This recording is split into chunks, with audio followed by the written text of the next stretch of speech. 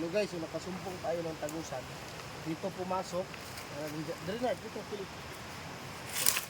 Pumasok dito. Lumabas dito sa kabila. Kaso, ang haba pa niya, doon naman ay tumagos at pumasok sa kaya mas mainam na dito kukunin. Ay yan, para ito mabuhay siya uli,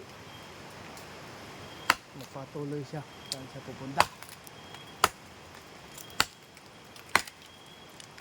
Yan, so punong lawaan din ang ano kanya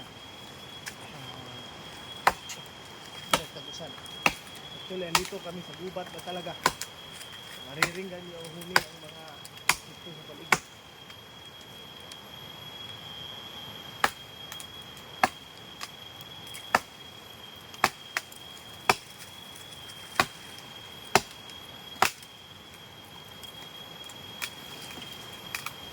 Mukha na iya, mabuak na iya.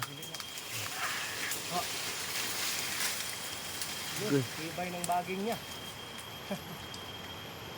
Ito yung baging na tumagos. Talagang matibay, hindi talaga natuto, no? Isipin nyo, ang bigat na nito. Yan, so para tingin. Wah.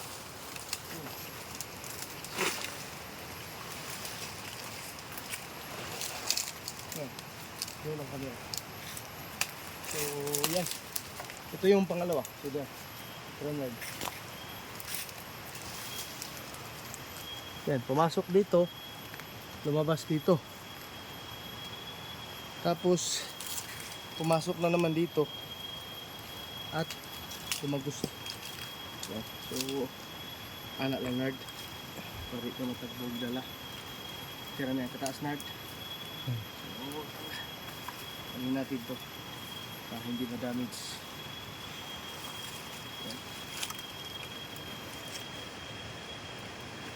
Mapansin nyo, yan, kahoy sa gubat na talaga.